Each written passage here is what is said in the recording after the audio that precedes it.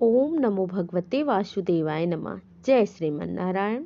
श्रीमद् भागवत गीता के 7वें अध्याय में भगवान श्री कृष्ण अर्जुन से कहते हैं, हे पार्थ, मुझ में असाक्त मन वाले योग में निरंतर लगे हुए और मुझ पर आश्रित भक्तजन मुझे संपूर्ण रूप से और बिना किसी संदेह के किस कारण जानेंगे, यह तुम मुझसे सुनो। हरे कृष्णा।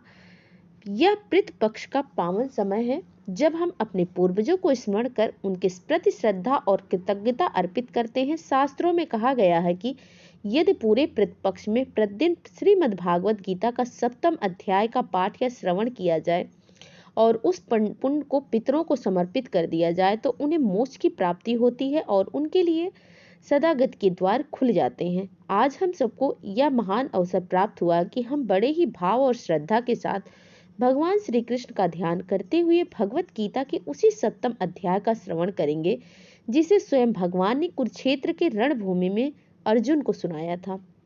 केवल इतना ही नहीं, एक बार माता पार्वती ने भी भगवान शिव से यही प्रश्न किया था कि पितरों की मुक्ति किस प्रकार से मिल सकती है। तब महादेव जी ने देवी पार्वती जी से गहन रहस्यमय वर्णन करते हुए यही उपदेश दिया था कि भगवत गीता का श्रवण और पाठ पितरों को परम गति प्रदान करता है। तो आइए आज हम इस दिव्य अवसर पर हम सभी मिलकर भगवान श्री कृष्ण और शिव जी की इन वचनों को स्मरण करते हुए भगवत गीता के 7वें अध्याय का पाठ सुनते हैं।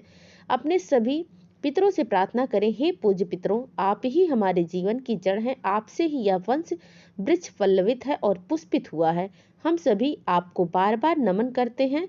यदि जाने अनजाने हमने किसी प्रकार से आपको दुख पहुंचाया हो तो हम अपनी भूल के लिए क्षमा याचना करते हैं। आप हमें आशीर्वाद दें कि हमारे जीवन में धर्म, सत्य और करुणा का वास हो। ओम पृतभ्य स्वधा ओम नमः ओम पृत देवताभ्यः नमः। अब सुनिए श्रीमद् भागवत गीता के 7वें अध्याय के सभी श्लोकों का हिंदी अनुवाद। भगवान श्री कृष्ण अर्जुन से कहने लगे, पार्थ, अनन्य प्रेम से मुझ पर असक्त चित्त और अनन्य भाव से मेरे परायण होकर योग में लगा हुआ तू जिस प्रकार संपूर्ण विभूति, बल, ऐश्वर्य आदि गुणों से युक्त सबके आत्मरूप मुझको संशय सहित जानेगा, उसको सुन। मैं तेरे लिए यह विज्ञान सहित तत्व ज्ञान को संपूर्णता दया करूंगा, जिसको जानकर संसार में फिर और कुछ भी जानने योग्य शेष नहीं रह जाता। हजारों मनुष्यों में से कोई एक मेरी प्राप्ति के लिए यत्न करता है और उन यत्न करने वाले योगियों में भी कोई एक मेरे परायण होकर मुझमें तत्व से अर्थात यथार्थ रूप से जानता है। पृथ्वी, जल, अग्नि, वायु, आकाश, मन, बुद्धि और अहंकार भी इस प्रकार से या 8 प्रकार की विभाजित मेरी प्रकृति है, या 8 प्रकार के भेदों वाली तो अपरा अर्थात मेरी जड़ प्रकृति है। और हे महावायु, इससे दूसरों को जिससे यह संपूर्ण जगत धारण किया जाता है, मेरी जीव रूपा परा अर्थात चेतन प्रकृति जान। हे अर्जुन, तू ऐसा समझ कि संपूर्ण भूत इन दोनों प्रकृतियों में ही उत्पन्न होने वाले हैं और मैं संपूर्ण जगत का प्रभाव तथा प्रलय हूँ, अर्थात संपूर्ण जगत का मूल कारण हूँ। हे धनंजय, मुझसे भिन्न दूसरा कोई भी परम कारण नहीं है। यह संपूर्ण जगत सूत्र से सूत्र मणियों के समान मुझ में गुथा हुआ है। अर्जुन, मैं जल से रस और चंद्रमा और सूर्य के प्रकाश में हूँ, संपूर्ण वेदों में ओंकार हूँ, आकाश में शब्द और पुरुषों में पुरुषत्व हूँ। मैं पृथ्वी में पवित्र गंध हूँ और अग्नि में तेज हूँ और संपूर्ण भूतों में उनका जीवन हूँ और तपस्वियों में तप हूँ। हे अर्जुन, तू संपूर्ण भूतों का सनातन बीज मुझको ही जान। मैं बुद्धिमानों की बुद्धि और तेजस्वियों का तेज हूँ। हे भरत श्रेष्ठ, मैं बलवानों का आसक्त और कामनाओं से रहित बल अर्थात सामर्थ्य हूँ और सब भूतों में धर्म के अनुकूल अर्थात शास्त्र के अनुकूल काम हूँ। और भी जो सत्गुण उत्पन्न होने वाले भाव हैं और रजोगुण से होने वाले भाव हैं, उन सबको तो मुझसे ही होने वाले ऐसा जान, परंतु आत्सों में उनमें से और वे मुझ में नहीं है। गुणों के कार्य रूप सात्विक, राजस और तामस, इन तीनों प्रकार के भावों से यह सारा संसार प्राणी समुदाय मोहित हो रहा है। इसीलिए इन तीनों गुणों से परे मुझ अविनाशी को नहीं जानता, क्योंकि वह अलौकिक अर्थात अति अद्भुत त्रिगुणमयी मेरी माया बड़ी दुस्तुर है।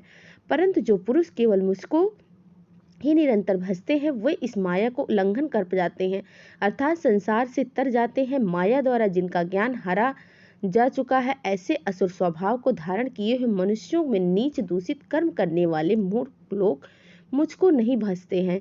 हे भरतवंशीय, मैं श्रेष्ठ अर्जुन उत्तम कर्म करने वाले अर्थात संसारिक पदार्थों के लिए भजने वाला आर अर्थात संकट निवारण के लिए भजने वाला जिज्ञासु अर्थात मेरे को यथार्थ रूप से जानने की इच्छा से भजने वाला और ज्ञानी, ऐसे 4 प्रकार के भक्तजन मुझको भजते हैं।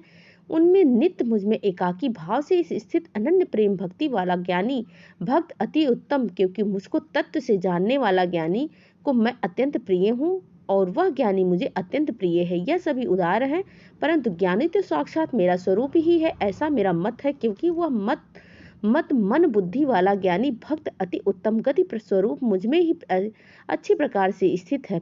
बहुत जन्मों के अंत के जन्म में तत्व ज्ञान को प्राप्त पुरुष सब कुछ वासुदेव ही है। इस प्रकार मुझको भजता है जो वह महात्मा अत्यंत दुर्लभ है। उन भोगों की कामना द्वारा जिनका ज्ञान जा चुका है, वे लोग अपने स्वभाव से प्रेरित होकर उस नियम को धारण करके अन्य देवताओं को भजते अर्थात पूजते हैं। जो साकाम भक्त जिस देवता के स्वरूप को श्रद्धा से पूजना चाहते हैं, उस भक्त की श्रद्धा को मैं उसी देवता के प्रति स्थिर करता हूँ। वह पुरुष उस श्रद्धा से युक्त होकर उस देवता का पूजन करता है और उस देवता से मेरे द्वारा ही विधान किए हुए उन इच्छित भोगों को निसंदेह प्राप्त करता है।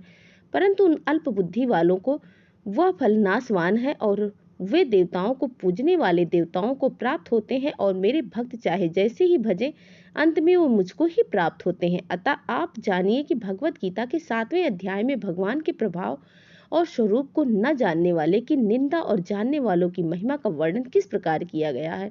भगवान श्री कृष्ण कहते हैं, बुद्धिमान पुरुष मेरे अनुरूप अविनाशी परम भावों को न जानते हुए इन इंद्रियों में परे मुझ सच्चिदानंद परमात्मा को मनुष्य की तरह जन्म कर व्यक्ति भाव को प्राप्त हुआ मानते हैं। अपनी योग माया से छिपा हुआ मैं सबके सामने प्रत्यक्ष नहीं होता, इसीलिए यह अज्ञानी जन समुदाय मुझ जन्म रहित अविनाशी परमेश्वर को नहीं जानता, अर्थात को जन्मने मरने वाला समझता है। हे अर्जुन, पूर्व में व्यतीत हुए, वर्तमान में स्थित तथा आगे होने वाले सब भूतों को मैं जानता हूँ, परंतु मुझको कोई भी श्रद्धा भक्ति रहित पुरुष नहीं जान सकता। भरतवंशी अर्जुन, संसार में इच्छा और द्वेष से उत्पन्न सुख दुख आदि दंड रूप मोह से संपूर्ण प्राणी अत्यंत अज्ञता को प्राप्त हो रहे हैं, परंतु निष्काम भाव से श्रेष्ठ कर्मों का आचरण करने वाले जिन पुरुषों का पाप नष्ट हो गया है, वे राग द्वेष जनित द्वंद्व रूप मोह से मुक्त दृढ़ निश्चय भक्त मुझको सब प्रकार से भजते हैं। जो मेरे शरण होकर जरा और मरण से छूटने के लिए यत्न करते हैं, वे पुरुष उस